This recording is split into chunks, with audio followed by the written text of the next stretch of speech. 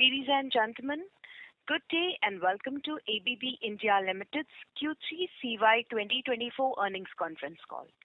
As a reminder, all participant lines will be in the listen-only mode, and there will be an opportunity for you to ask questions after the presentation concludes. Should you need assistance during the conference call, please signal an operator by pressing star, then 0 on your touchtone phone. Please note that this conference is being recorded, and any unauthorized recording of this call is strictly prohibited.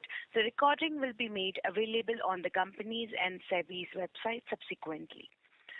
I now hand the conference over to Mr. T.K. Sridhar, Chief Financial Officer of ABB India Limited. Thank you, and over to you, sir. Thank you very much. All right, first of all, ladies and gentlemen, very good morning for the call before we start. And wish you all a very, very happy Diwali, because we just come out of a Diwali vacation and also a new year for some of the people. So wish you all a happy new year. So on the call, I have with me Mr. Sanjeev Sharma, the MD of ABB India Limited, and also I have Sanjeev Arora, who leads Motion, and Kiran Dutt and Ganesh, who are part of EL division as well. But we don't have people from process automation, robotics, because they are busy with their customers and execution topics, so that we will handle it as it goes. So very good. I think without wasting much of the time, I hand over to Sanjeev Sharma for taking us through the Q3 number, right, and our Q3 performance issues and many topics. Yeah, over to you, Sanjeev. Thank you, Sridhar, and I hope each one of you had a good festive period, and good morning. We will give you a very quick overview about our quarter 3, which was July to September 2024, and followed by financials by Sridhar, and then we take as many questions we can. When it comes to ABB in India, I think those of you who are familiar with it, I think it's just as a reminder, and those who are joining for the first time, just as a overview of ABB in India, we are 4 verticals: electrification, motion, process automation, robotics, and discrete automation. It is all about energy efficiency, energy distribution, and providing productivity to our end users in energy industries, process industries, marine and ports, measurement and analytics, and of course with the robotics and discrete automation and machine automation, we provide solutions for automating the shop floors. We operate with 5 locations: Nashik, Faridabad, Maneja, 2 in Bangalore, wherein we have about 25 plants catering to different products that we supply into Indian market largely, and then also we export out of it. We serve the market with 28 sales office, and we have a very strong battery of 750 plus partners, and out of India we are exporting to over 30 countries. Now, giving you some business highlights. We had a performance chart as orders are 11% up for our increase of share of large orders in the overall basket. So that if you go back to our commentary of last 4 to 6 quarters, so we have been telling, listen, we have a very good inflows from the base orders, and also what we call it the fast-moving industrial goods, which get distributed through our channel partners and our integrators. And it's a matter of time that the large contract from our core sectors will start picking up. So we started seeing the uptick of some of the market segments which are very important for us. We have started seeing the uptick of large contracts there. So that's what has started forming our books as we go forward, apart from continuation of the base orders or the fast-moving industrial goods orders. Our revenues are up plus 5% based on execution of base orders across segments. But now, given that our books have been mixed with now the large orders, which have larger gestation period, so the conversion rate that we may have witnessed in past, that may not be the same velocity, because the large orders take some time to digest and execute. So you I think you can have some questions around that. We'll be happy to answer it. Our profit after tax is increased by 22% due to revenue mix as well as how we have captured the margins in the orders, so both pre-order as well as post-order execution efficiencies. So we have a good capacity leverage which is available to us. As you know that we have a capacity to manufacture, and most of the expense for any additional volume that we do here, we have been able to do it with incremental investment. We didn't have to make very, very large investments to cater to the market demand. On the electrification side, we have launched a new portfolio in ABB Free at Home, which is essentially a very smart portfolio. Any of you considering to automate your home, so you can look into this solution. Our team will be also very happy to help you. And on the motion drive product, we have reached a 10 gigawatt milestone in renewable energy automation solution. And only 3-4 years back, we used to talk about 5 gigawatt. Now we have reached a 10 gigawatt supplies into this market segment. We continue to focus on making sure doing the right thing for sustainability. Our Nelamangala campus in Bangalore is now certified CO2 compliance, zero CO2 compliance emission scope 1 and scope 2 GHG emissions. It's a very significant achievement by any standards for an Indian company and also in our global network. So that's the kind of a focus we keep in this area. And all our locations, like Nashik Plant 2, has been awarded our platinum rating by Indian Green Building Council under the Green Factory Building System. Again, credit to our location team there. We continue to run this with a lot of passion. And also, we were ranked number 1 in electronics and hardware at Sustainable World Conclave 2024 by Business World on sustainability rank. Overall, among all the listed companies across the country, we are ranked number 4, and we are very humbled in terms of recognition of the efforts we do in this particular area. Now, with respect to markets, though there is a lot of commentary about market, which way it will go and how long the robustness in the Indian market will stay, we continue to see base strength in the market. And as you know that we have 18 divisions which focus on 23 market segments. There is always a cyclic nature of certain market segments which we continue to see up and down. But overall, I think we have a positive outlook in terms of how market is developing in the country. The new market segments which we started, data centers, about 5-6 years ago, now they have become significant contributors to us. And given the digitization rate in the country, we see there will be an uptick here, and we have quite a good reputation and demand from the large-scale data centers which are being set up in the country. Same thing goes for the process industry and also the transport equipment which is expanding, and we have a portfolio which caters to these market segments. So you can see some of the examples. I think these slides will be available in the interest of taking more questions from you. I will not read everything, but you can see how our products and solutions go across the market segments, and that diversity gives us the good resilience around our portfolio and our results quarter to quarter and year to year.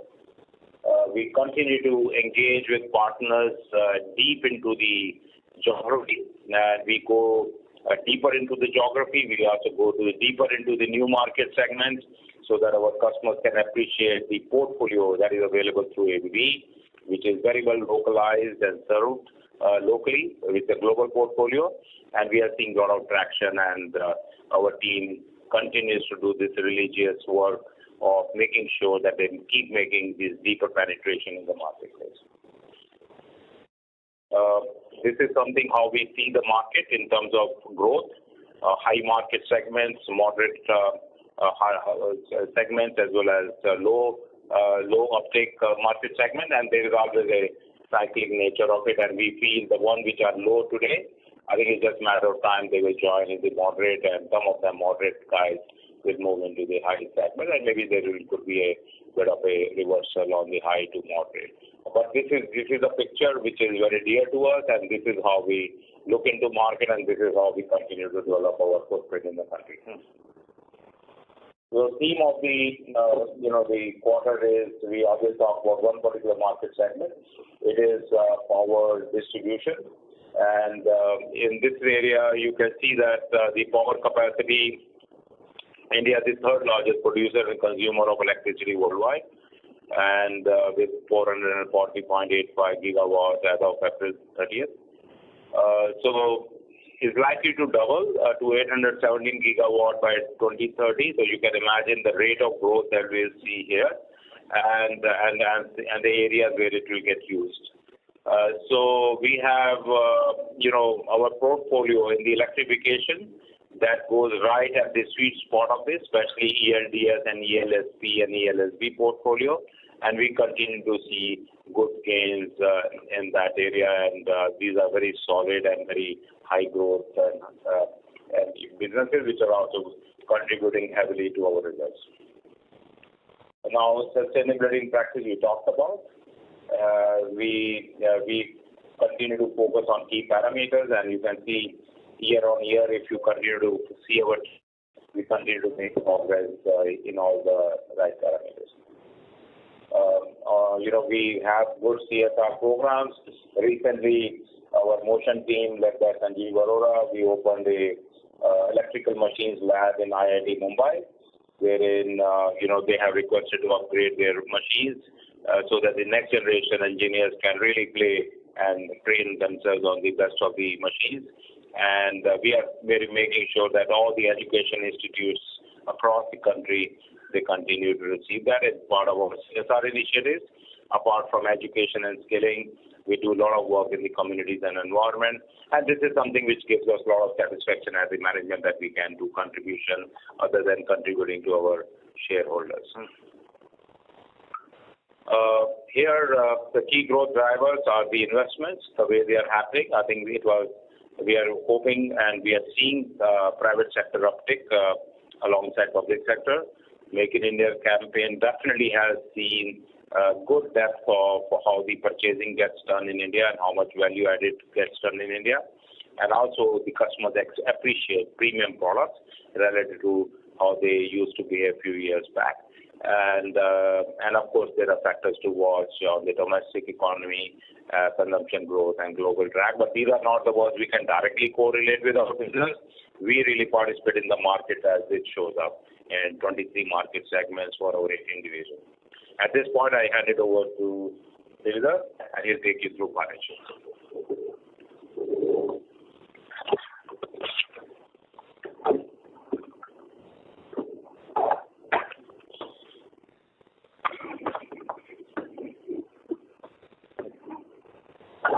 Give me a moment, please. Just getting myself into the.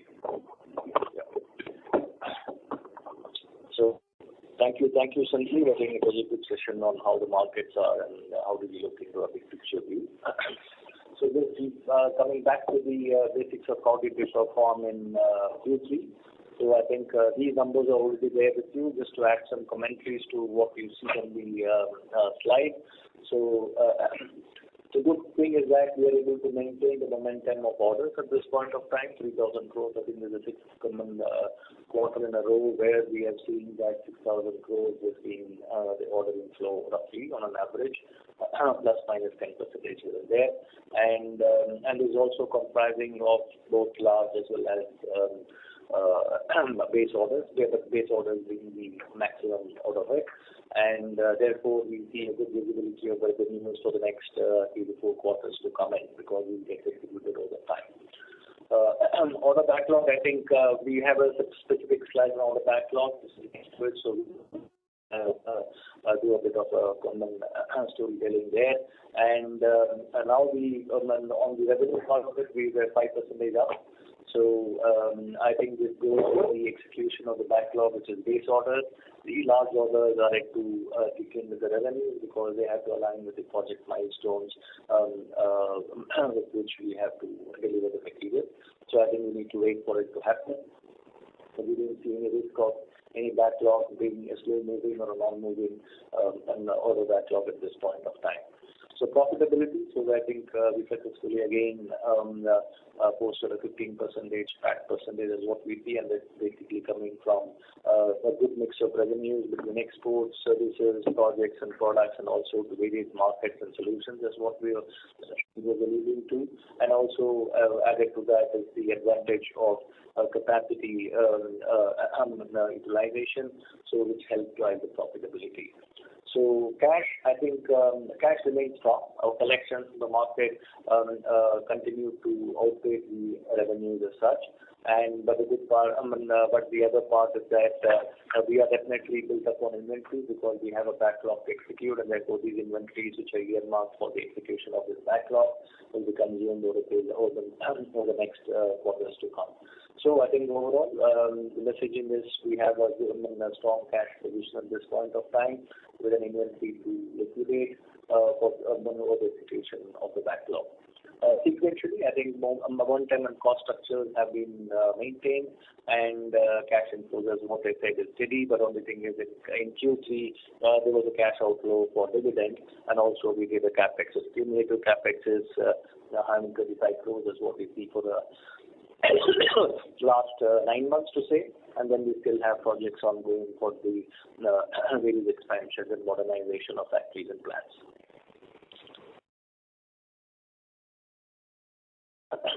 So now comes time backlog. I think there could be definitely be curiosity to understand how is this backlog pairing up and how are we trying to execute.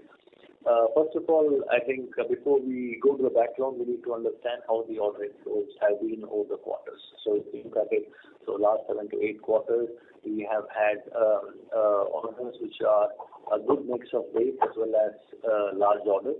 And large orders have been consistent in the last 5 quarters. In every quarter, at least of 500 crores on an average. And so they come from sectors like metals and mining, and oil and gas, the transportation sector, and also data centers, which is a fast-growing segment at this point in time. So I think this is also a reflection of the fact that government spend in capex, well, especially transportation segment, is helping us, and if you see that, it's more to do with the motion segment as such. So overall, I think these large orders which are there in the backlog will see an execution which has to match with the overall project timeline.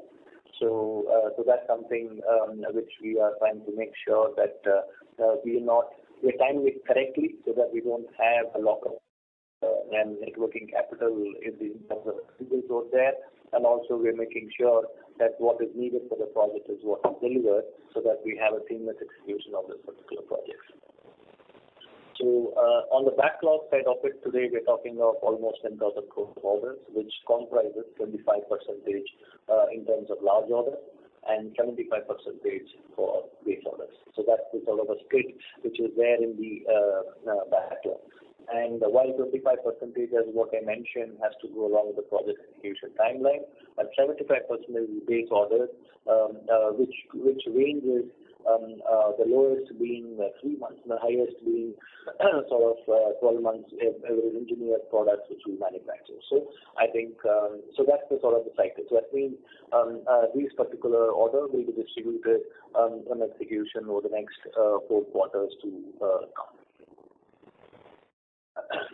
So going into the cost structures, if you look at it, so we are pretty much stable. So only 2 questions on this could be, right, how is the material cost stacking up and how is the other expenses going up? So these are, I think, 2 questions which could be need to be answered from my side. So I think when it comes to material costs, I think it's more about the revenue mix, and we have a positive price impact of the company, which is giving us the benefit which we are having now.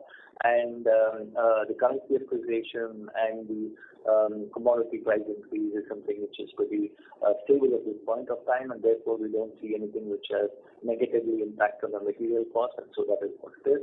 And also in this particular quarter, we did raise some provisions, because they were during the execution time, you need to carry it as part of material cost, but once the execution is over, then that it transforms into warranty cost till the obligations are completed. And that's why we could see that there is a reduction in the material cost and there is an increase in the expenses. That's what you see, which is more in the form of warranty cost, which is there for the products for the executed and for the new market segments which we have entered into, where we need those extended warranties to be applied. So apart from that, I think the expense structures are pretty much the same.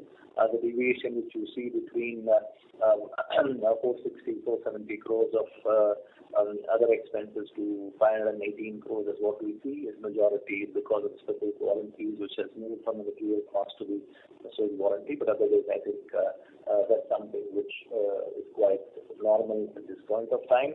I think this is something of the one-time projects what were executed earlier, and that is what has been moved. But on an ongoing basis, it will be in the range of 477, 480 crores is what you see. So, yeah, depreciation and interest are pretty much straightforward. They have nothing to do at this point of time. So, we are consistent on those cost elements. So if I want to do a bit of a color on the segment-wise information, so electrification, I think growing at a good speed of today of an order book of 1,776 crores what we did in Q3. So solid, and this was backed up by orders from data centers, railways, and export orders, and it was spread out on all the divisions of business lines of EL. And revenues, I think, will stack up as these large orders start to get executed as well over there. And if you look at it in the backlog, we are at 3,400 crores, which will, I think, give us a good revenue visibility. And cruising at 20-21% of PBIT, as it's in sort of a solid performance is what we see.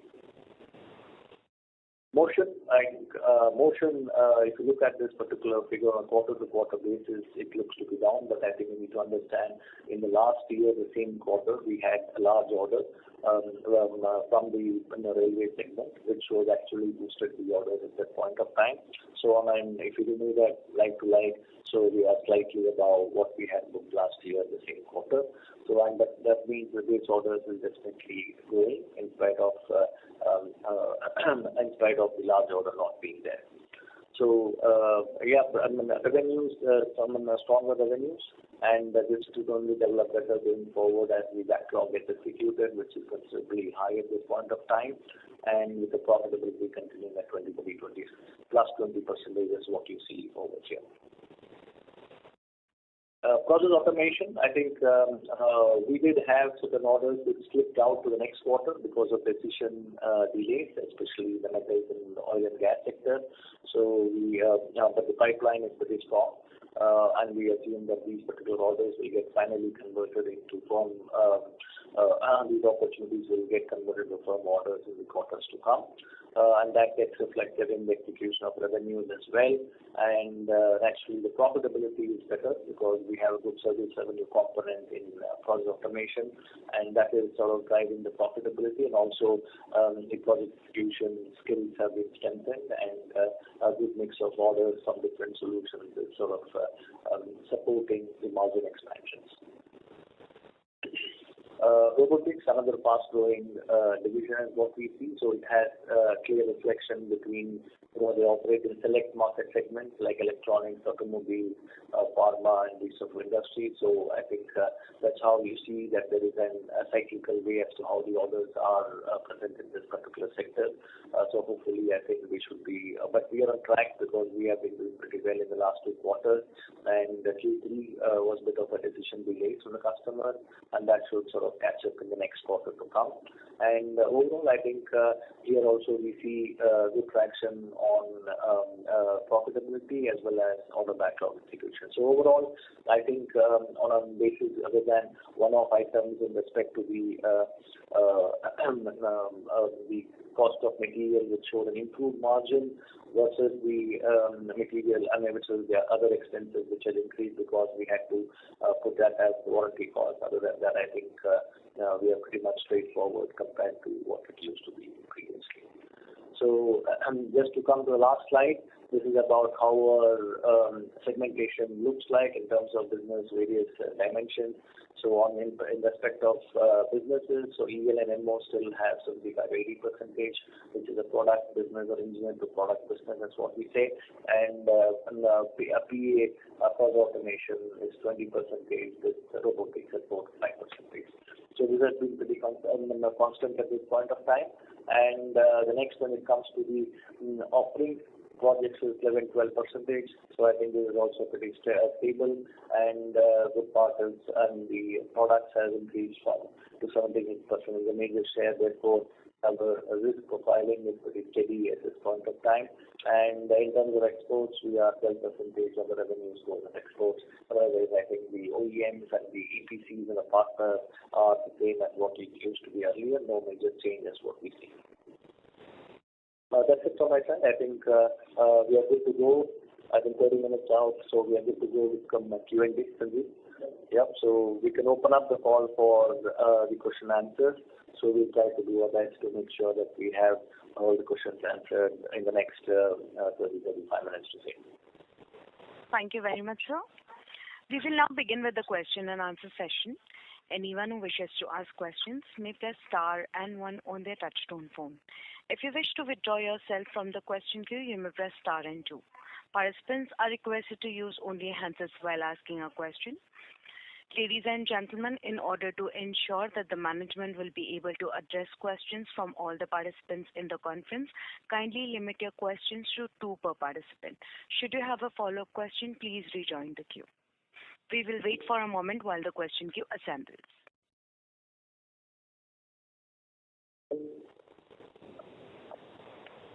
The first question is from the line of Ankur from HDFC Life. Please go ahead. Yeah. Hi, sir. Good morning. Thanks for the time.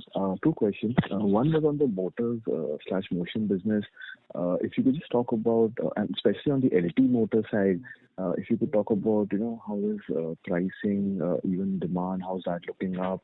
Has pricing stabilized? Have we seen any price hikes recently? And also, on the channel, if there's been any restocking happening post now that elections are over, because we'd heard that there was some destocking prior and during elections. So yeah, overall demand, pricing and competition on the LT motor side. That's number 1. Number 2 is, and I'm sure there'll be a lot of questions around this decline that we've seen on the top line and process automation. So if you could just help us, was this on a specific order, or is it just the way that the deliveries are scheduled? Also a high base of last year also kind of not helping us. So just some more color there, how you see execution on the process automation side. Yeah, thanks. Okay, so let me take the second question first, and then afterwards, Sanjeev Arora, who leads the motion business and also the motor specifically, will help with more clarity on that. So process automation, if you look at it in last year, 2 quarters, we had Q3 and Q4, a good uptick of orders from the metals and mining segment. And this year we had oil and gas coming up in the first 2 quarters.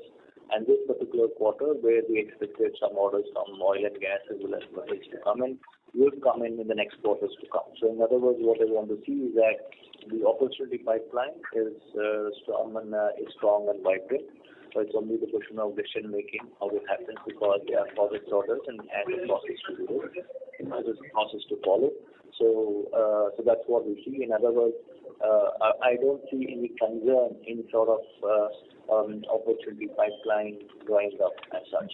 And once these orders fall in place, and naturally then it follows an execution timeline that is well defined because we have experts in the field who could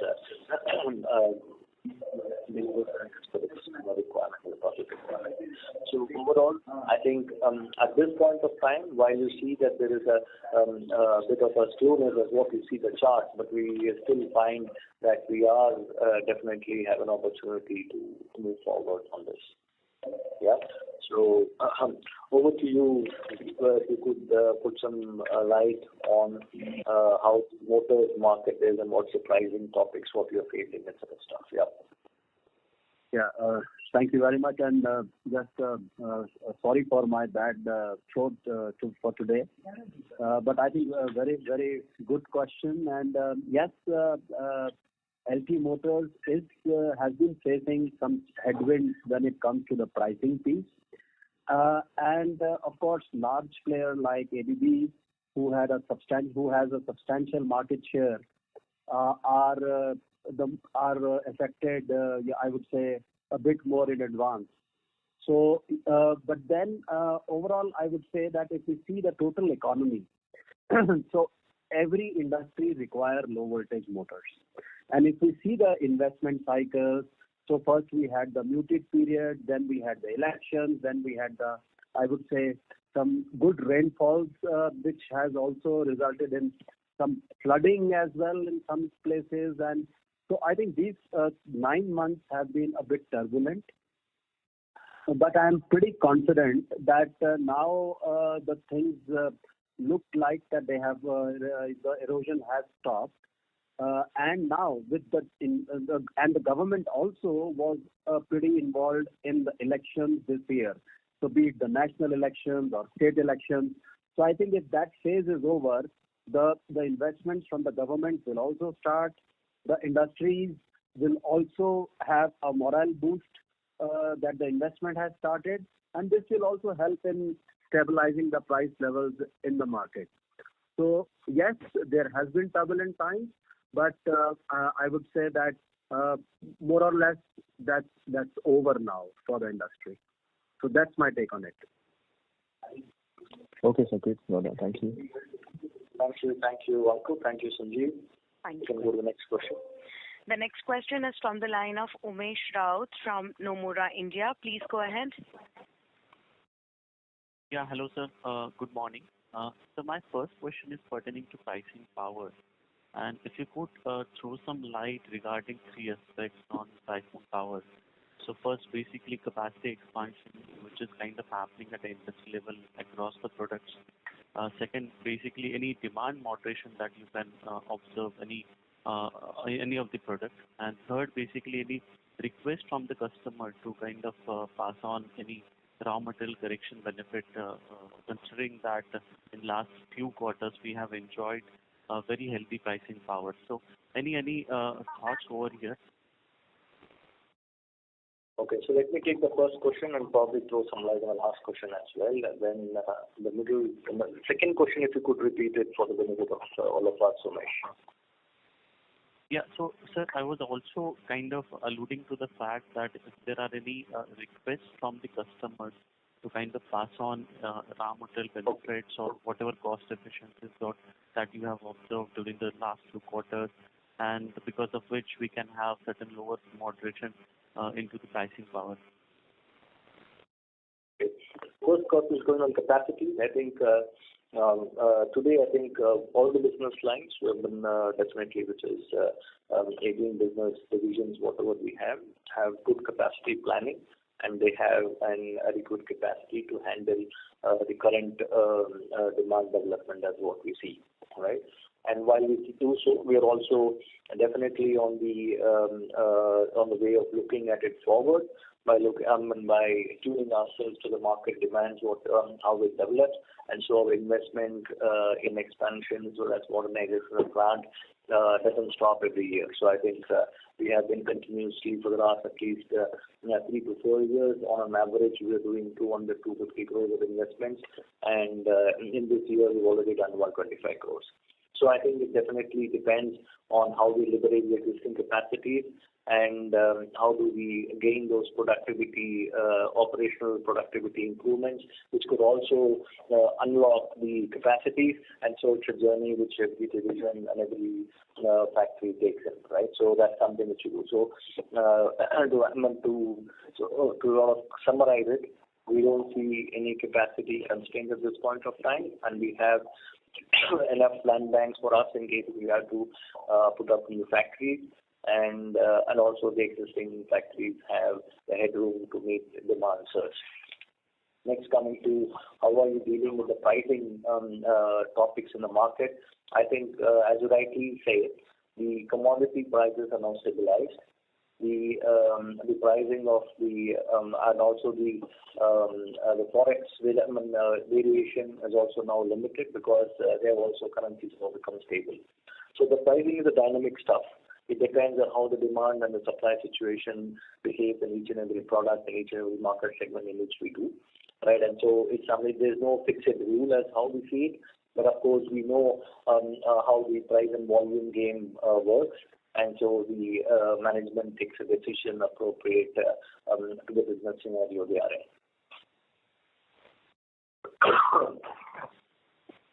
Yeah. Okay. So, my next question is pertaining to the slide on 23 market segments, where you are consistently saying that data center, railway, metro, and electronics are being more of high growth segments. But if I look at certain core industries like metal mining, cement, oil and gas, or even food and beverages, those are consistently into the low growth segment. So any assessment here, what are you observing on private sector capex recovery and especially demand from that particular segment to your products? Okay, so let me take this question and then Sanjeev can top it up. It is over to you on this thing, right? So to give you a sort of a picture and could be beneficial to all other people who are listening into, if you look at our total dimensions of how we do business, if we take away 10% as exports, we have 90%. And out of the 90%, if you roughly take away 12 to 15% of services, then you are left with 75%. And this 75% is what comes from these 23 market segments from 18 divisions is what we see. It's basically an 18 by 23 matrix. So now, in this particular listing, the one which is on the left-hand side, which is the fastest growing segment, give a growth of almost 20% plus from where they are every year. And the middle portion of the moderate growth gives us something anything between 10 to 12, and the low growth segment has basically what they call less than 10%. So now when it comes to the segmentation of it, we still are making 45 to 50% of business comes from the core sectors, which is growing at less than 10%. The reason to that is one, the installed base is pretty high, and these are the core to the country as well and infrastructure as well. So therefore, a 10% growth on a large installed base is itself a large opportunity which comes in. Number one. And number two, when you look at the topmost sectors, which are the fast-growing sectors, so there, which forms basically 15 to 20% of our the order pie. So that grows at 20%, and therefore, so you are a well-calibrated percentage of 11 to 15%, which your growth patterns are, right? So so that's how we see, and that's how the revenue mix, how the market mix, and how the geographical mix also works for us. Got it, sir. Thank you so much. I'll join back with you. Thank you. Thank you. The next question is from the line of Nitin Arora from Axis Mutual Fund. Please go ahead. Hi, thank you for giving the opportunity. I think, Sanjeev, you touched based on some large deal pipeline looks very strong to you. And also on the mix side where you said that, now larger orders are more in the order book, which takes time to pick up. So one, if you can throw some light how, the large order book or larger orders in the order book as a percentage or, some direction if you can give. And second, in terms of the large deal pipeline, which according to you is pretty strong, can you highlight in which areas are these? And is just that a function of what I think it was highlighted that because of the election, rains, things are getting delayed. Is it also a function of that, or it's just getting delayed from the customer end, these large deal pipelines? Because I think these large deal pipelines have been there for the last 8 to 10 months, correct me if I'm wrong, but larger deals are a little getting delayed, it looks like. So just your take on that, on these two aspects. So the market segments we are focused. So there are certain market segments. So there are. Let me rephrase. There are two types of large deals. One large deal is wherein, say, you have a data center which is being set up, and they want power supply into it, and ABB is the number one player in that area for many reasons globally, and all the global players who are coming to the country, they automatically rely on us and they repeat those contracts with us. And then, of course, the local data center players as well who are expanding. So they go for the high quality equipment because the reliability, availability, maintainability, serviceability of these installations is paramount in the eyes of the the owners. So in this particular area, most of the equipment that goes in, it's all produced by ABB. It's our in-house value-add equipment. So that means the net effect on our books when it flows through is quite positive because the value-add is quite high. The other type of large deals are which are integration jobs wherein maybe we have 30-40% scope of ours, and then we have to get a lot of third-party materials, put them together, and find a solution for us.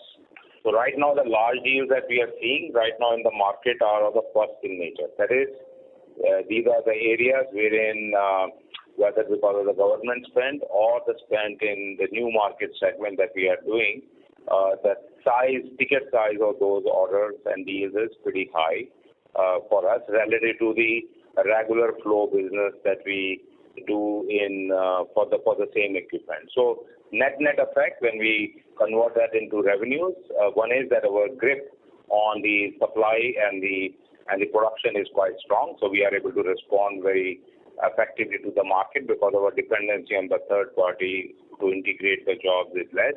So that's something which is, I think, happening quite well. And the pipeline that we saw 8 to 10 months back, I think that has been working quite well for us, and it is quite consistent. And in fact, there are positive surprises as well, wherein a customer decided for one project, and they surprised us maybe 1.5 months later on. They say, "Hey, I'm setting up another one. No questions asked. Please double supply. Please, double the supply of number one because I'm now setting up two." So you have that kind of a behavior which is happening in the marketplace.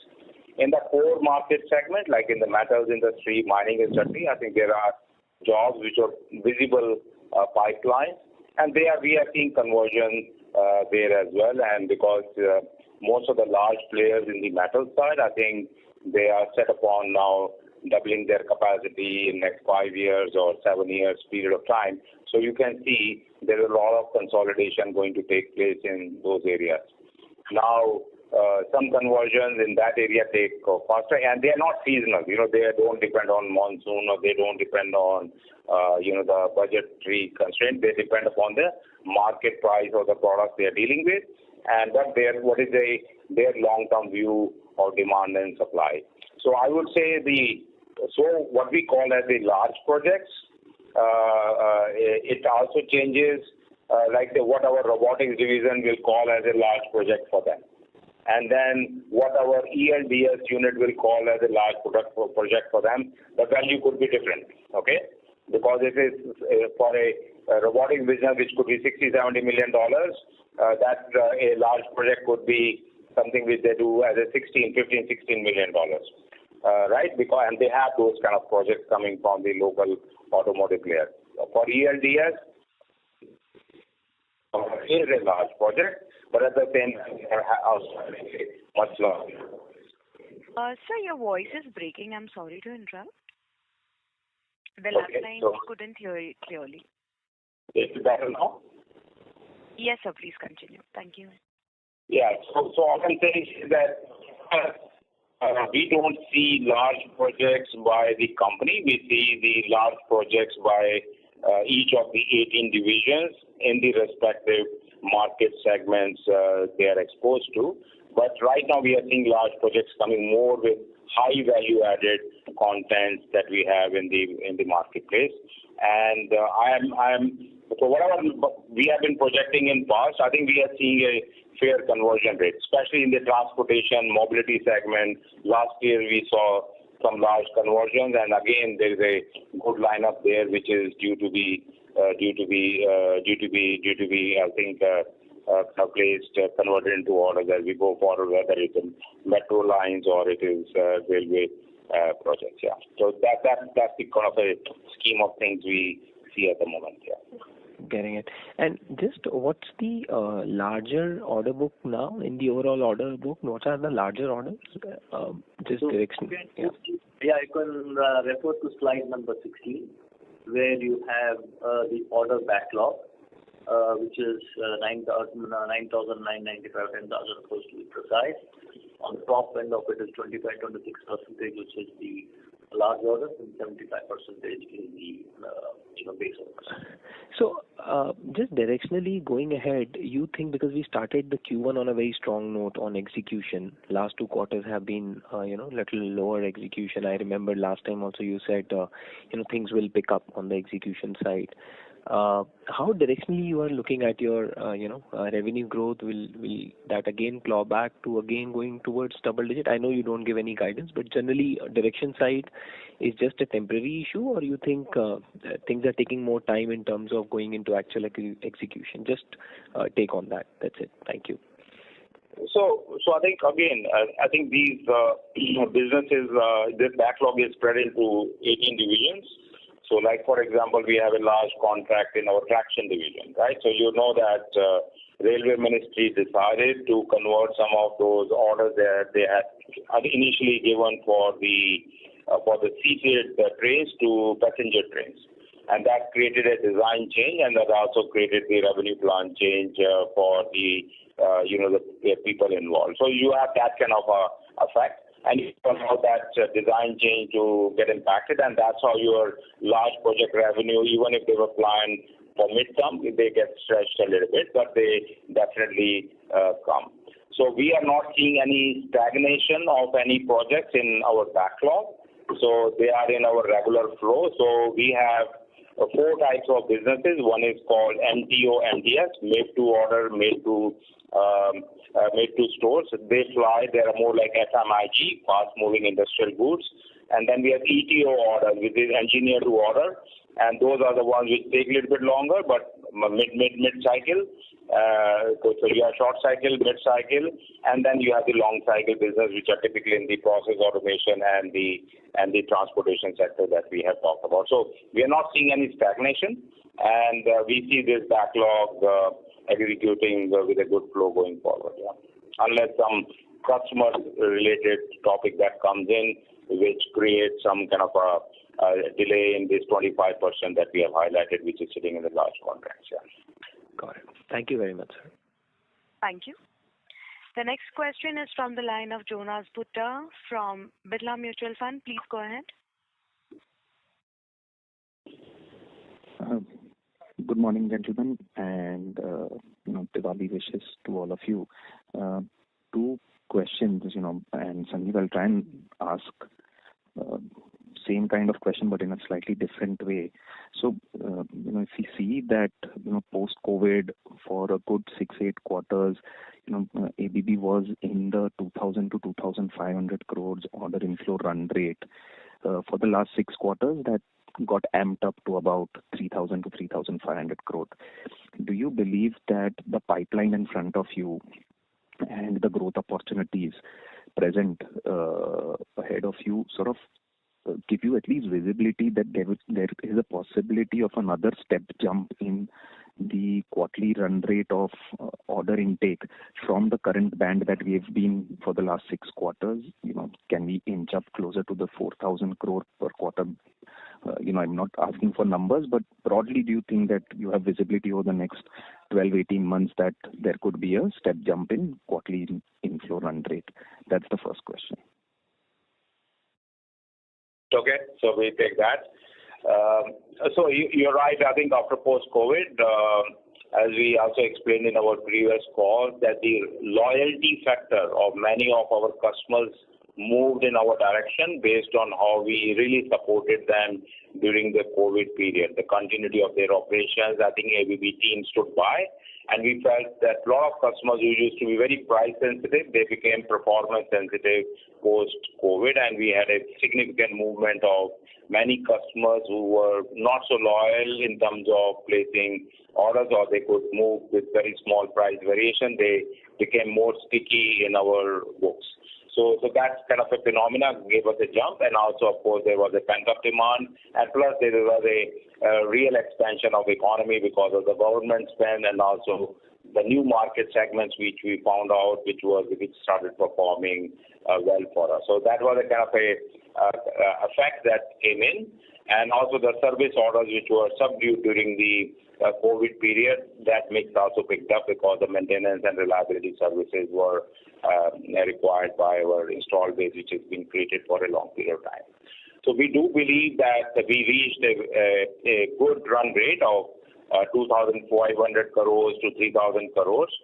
We believe it's a good run rate for the capacities that we carry, and since our capacities in the country are such that any new expansion of volumes, we require only incremental investment. So we are not very capex heavy in order to cater more revenues in the marketplace, right? So we are able to quite easily expand our capacities as and when the volumes start expanding in front of us in terms of pipeline or in terms of conversion rates for us. So what we see is that it's a healthy 2,500 to 3,000 crore band for us as the volumes go. And quite frankly, it's very difficult to predict whether, when and where it will hit 4,000 crores. But given when I look into each and under the hood for each and every division, they see a fairly strong pipeline in front of them. And I'll not be surprised that after you have a good gain over a period of time for the volumes, that you plateau for maybe a couple of quarters before again the jump comes back in. So that would be because there's a time when the market and the competition takes time to consolidate and also readjust to the reality. You have to allow that breathing time before the market makes another uptick and upmark again. And also, not to forget, right now there is a lot of uncertainty in the global as well as local markets in certain areas. How that plays out to our portfolio, we have no correlation matrix to it, but we do believe as and when those things clear out, that also paves the way for continued India growth story. We have grown 21% CAGR in the last 3 years against a GDP growth of over 7%. The projected growth of GDP by various institutions for next year is also about 7.5%. So I think we will have a fair participation there. Got it. The second question was, I wanted to sort of try and better deconstruct the margin profile that we've been reporting for the motion business. Given that, I think Sanjeev Arora spoke about the weakness that the LT motors or motors in general have been facing for the good, past 6-9 months. The segmental margins are sort of surprising given that motors, as per the annual report classification, motors plus, large motors plus LT motors sort of account for 58-60% of the segment sales. Given that that business has not been doing that well, it seems that the traction side of the business seems to be doing a lot of heavy lifting in terms of margins. Is that a fair conclusion? And B, in the press release you spoke about SCADA systems that are going into renewable energy that also sort of have been driving demand for drive/SCADA.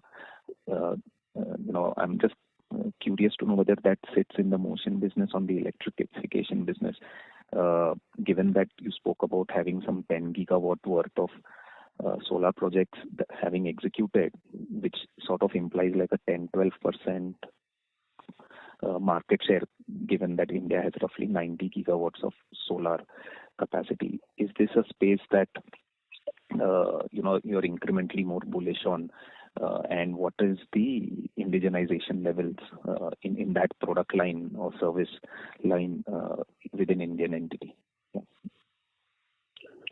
I just have a request. I think if you could keep your questions short and sharp, it could help us actually answer it faster and also give some time for the others. So, but on this question, what I would like to say is, the margins actually, because motors definitely forms a major portion of motion segment, no doubt about it. But also we have other fast-growing businesses like drives and traction converters and services within that, which also are growing fast, and they have more value-added solutions to the customers over there. In other words, they are more, whereas what Sanjeev was alluding to on the premiumization, the quality, which pays off for the better margins, is what is a reflection in this particular story. But it is not to be considered that motors is doing bad. Motors is actually, in a scenario of competition, is also performing as what it was performing in the past. So the cumulative effect of certain businesses catering to segments where there is improved price realization and motors maintaining its momentum on the profitability is a result of why you see an uptick of 2-3%, and also capacity is coming to the being leveraged to improve the overall cost factors over there. So this is basically a broad picture of what I could paint for motion as such.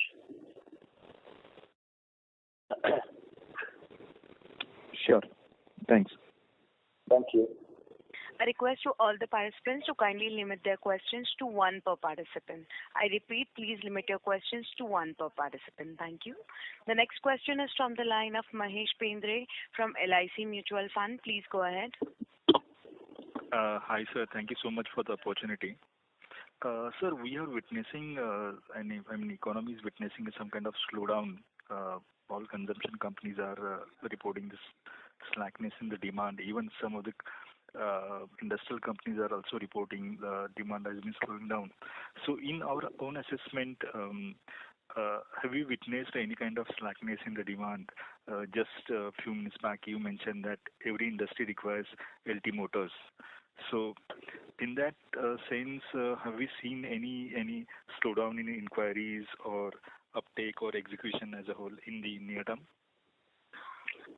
Thank you for your question. So what we'll do is we'll give you really a hands-on input from our division leaders, which are the largest division leaders in the company. We have Ganesh, who kind of leads us with the largest business we have in the country, ELDS, then followed by motion with Sanjeev Arora, and also Kiran, that which leads to our fast-moving industrial goods business for smart products and smart businesses in the country. So they'll be able to give you a view on it.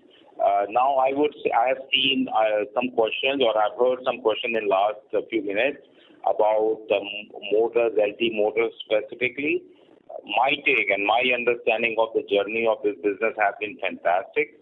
Right now, I'm sitting in the motors plant here in north of the country, visiting this team to congratulate them in terms of the kind of journey they have performed in the last 8 years, wherein they used to be low single-digit business, and now they are on the high double-digit profitability business running in the country. They have done a tremendous expansion in the portfolio, localization, and also channelization of their business. So I believe they are really at a very good spot, not only locally, but also how they are packed globally and also seen by the global businesses. So Sanjeev Arora and his team has done a fantastic job, and they have a great position in the market together with their channel partners as well as end user connect. So I absolutely see, even if there's a bit of a small change in the marketplace, I see that as a breather, but that also gives us the time to reassess our opportunities and what we want to do, and I think then the journey will continue. So at this point, I will first invite ELDS head Ganesh to really give all of you real sense of market opportunities, whether we are seeing slowdown, is neutral, or we still see a robust market ahead. So over to you, Ganesh. Yeah, thank you. Are you able to hear me? Yes. Yes, sir. Yeah, so I'm Ganesh calling from Distribution Solution Division. I'm based in Nashik. So coming to market outlook, means the last couple of quarters, definitely after the post-COVID, we have seen a very good increase in the order take. And in the last few quarters, we booked a couple of orders from data centers as well as the steel sector, which are really large in the nature. So what we are seeing in the market is means data center, renewable, oil and gas, and building and infra is still growing strong. There is little softening which is happening in the heavy industry because we don't see any large expansion which is coming in steel and cement segment. But our conventional segment, power distribution, is still going strong. So in an overall, what I can see is though there are large orders, what size which we booked in last few quarters, we see little softening in that, but that may look like a temporary. But the base order, which is coming from renewable or building, infra, and other industry segments, are quite still looking quite strong when it comes to the distribution solution business. Thank you, Ganesh. So over to you, Sanjeev. You may give a bit of a review on the LT motors, which you already did, but also for the other businesses in motion, which are drives, low voltage motor drives, high voltage drives, and mobility. But give a sense from the point of view of the market. How do we see the market is softening, or market is neutral, or market is kind of looking robust from your point of view? So thank you very much. I think not to repeat myself, but then let's understand that wherever ABB has large market shares, and where, as Ganesh has said, that maybe in metal, cement, we are seeing that we don't see currently that the investment has been so great as in past quarters. We see a bit of a muted OPEX and CAPEX investments.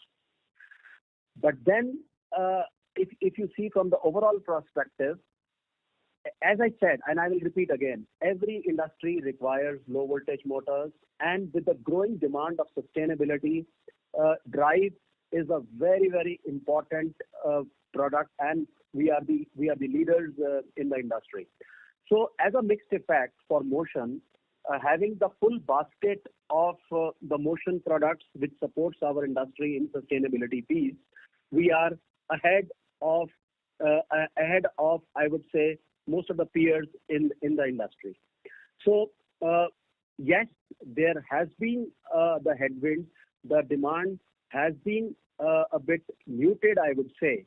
But having said this, as sustainability piece grows, even though the demand was a bit muted, but then our drive business have really picked up very well.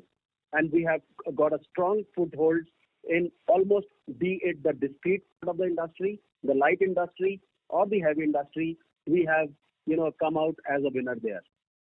So overall, I would say motion has been doing a great job in the industry.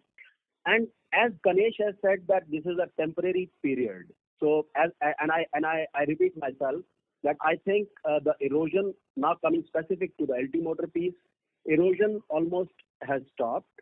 And we are very hopeful that with the new investments coming in, we will definitely, I would have upturn in the demand cycle of low voltage motors as well. Now, I also heard the question on profitability. Profitability also depends upon multiple things. So one part is price erosion, but then the second part is how you are operationally well balanced, on what segments you are actually approaching. So we have a very, very strong foothold when it comes to the energy efficiency piece. And our customers, they vouch for us when it comes to taking an energy efficient motor from ABB. So there in that segment, we are, I would say, market leaders in an energy efficiency segment. And then when the customer knows the value of the product, I think the price becomes a bit secondary. So overall, I would say, yeah, a mixed reaction on the markets, but then I'm pretty sure we have a very, very bright future as India to go forward. So that's a bit of from my side. Thank you, Sanjeev.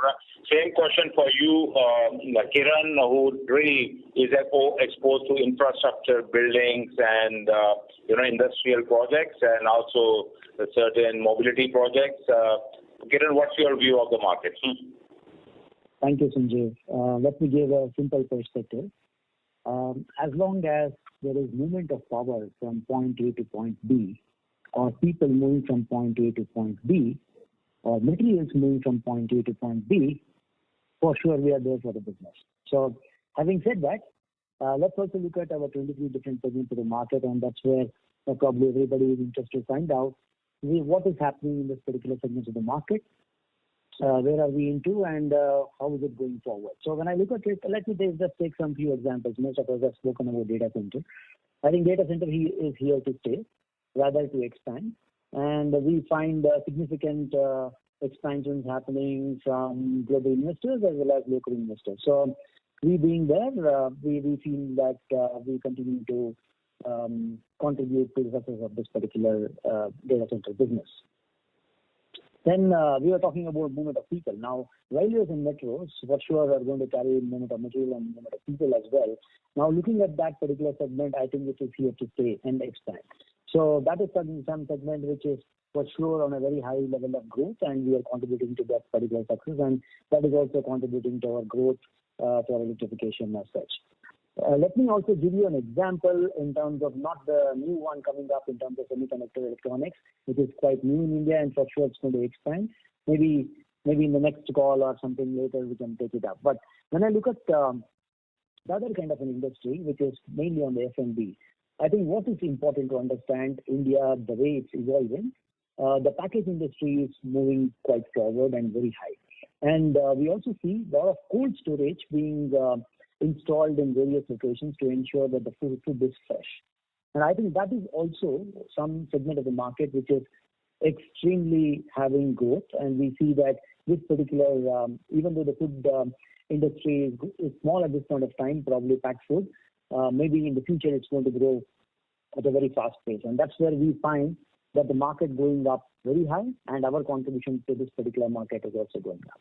So that's what I feel, Sanjay. Thank you. And also to top it up, you saw my slide on power distribution as a market segment earlier, wherein the projection is that the electricity consumption in the country will double by 2030. And the portfolio that ABB has is a sweet spot portfolio right in the middle of it. As the power flows through different consumption points, that's where ABB products find their place, be it in the motion side or on the electrification side, and also helping the industries to absorb that energy and convert them into a value-added product, and also robotics helping the industry to become more productive. So I think that's how we play it, and that's how we see the market formation. And I think now we are preparing ourselves, like say 3-4 years back. If you heard our commentary, we were preparing for future, and those results are being delivered at this point of time. Now we are preparing for the future again together with our business teams. So so that's where we can leave this, and maybe we can take maybe couple of more questions. Yeah. Thank you. We'll take the next question from the line of Bhavin Vitlani from SBI Mutual Fund. Please go ahead.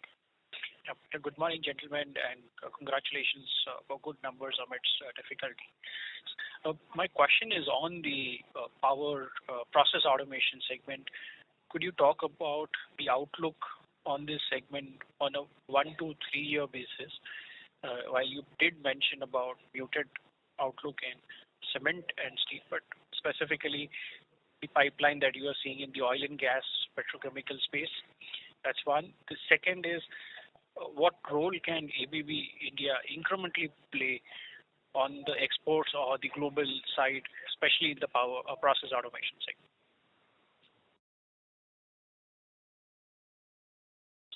So as far as process automation is concerned, we have three divisions there. One focuses on the energy, which essentially deals with the oil and gas refineries, petrochemicals, gas distribution, paints, and those kind of pharma industry. So there, because of that basket, we continue to have good intake of orders. So if I see the breakdown of this year as well as last quarter, oil and gas segment is a significant contributor to the order intake and the revenue mix that we have. So, and that's something we see going forward, because there are a lot of expansion projects that are being carried out at the consumer side, like the city gas distribution. So there we have a very good participation. Then more and more blending projects are coming in the country. There again we have a good market share. There are a lot of debottlenecking and expansion of the existing refinery taking place by the state PSUs as well as by the private sector. There again we are contributing. Same thing goes into pharma, expansion in the paints. There are more players coming in the paint industry. So I think that's an area which continues to give us steady business growth, and we always go for risk mitigated projects in that business. So it's not the extraordinary growth we look for there. What we look for is we look for steady growth, but risk mitigated books in that area, so that we can deliver good value to customers as well as good value to our stakeholders.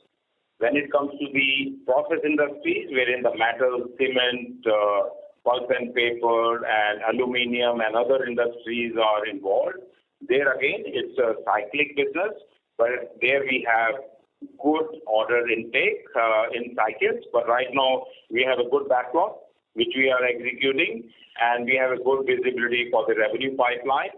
And they tend to be little large contracts in nature. It's difficult to predict which quarter they get realized, but when they get realized, naturally it has an uptick on the book. And as long as we carry a good backlog and a good absorption rate of our resources, I think those businesses continue to perform.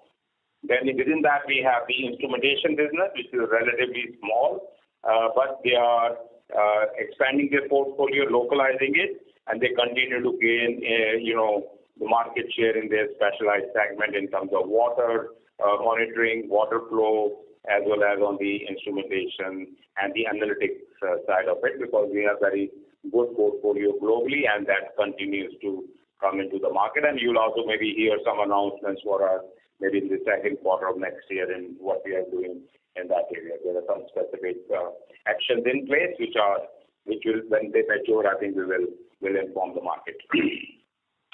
So as far as the exports are concerned, we do have some export allocations for the energy business and partly for the PAPI, that is our process industry.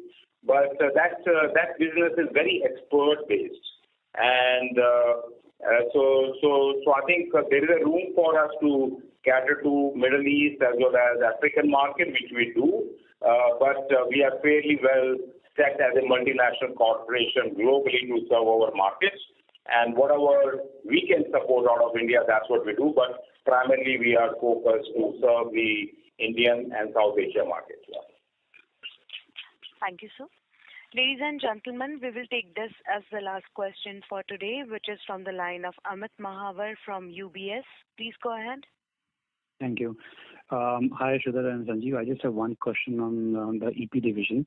If you see the orders for last 3-4 quarters have been very, very strong.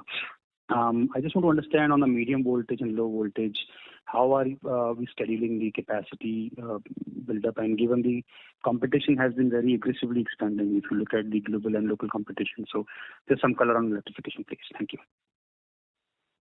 So we always make sure that we continue to expand based on our business case. And the business cases always depend upon our view of the market. And also the view of the market is also matched with our capacity and capability that we have developed in the country. So there are 3 areas that we look at. One is the existing portfolio, how much localization we have done. We go deeper onto the localization so that we are more competitive. And also we are faster to the market and we have less dependencies outside the India ecosystem. So that's one part which our businesses in the electrification are doing, and they have done a tremendous job. We have opened new factories last year to expand our portfolio, and we are getting good market share with those expanded capacities, and our team in Nashik has done a great job. If you go back into our announcements, all those announcements and openings have worked well for us. Going forward, we are expanding further in line with how we see the market and the areas of focus we have. Now, we don't do the expansion based on purely on vision.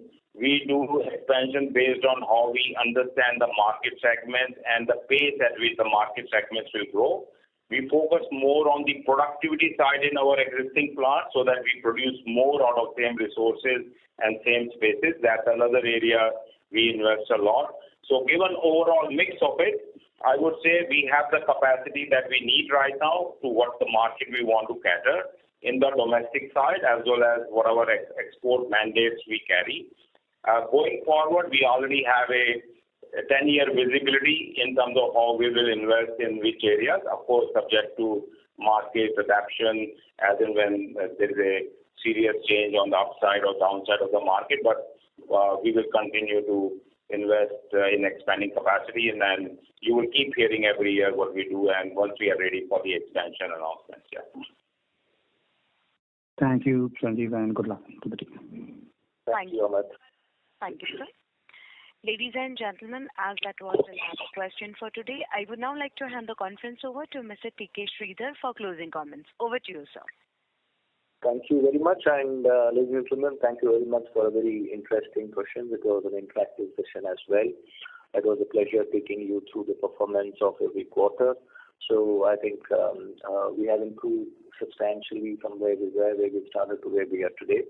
And if there are still some unanswered questions, please feel free to sort of write down to me or Solini. We will be able to answer that as fast as possible.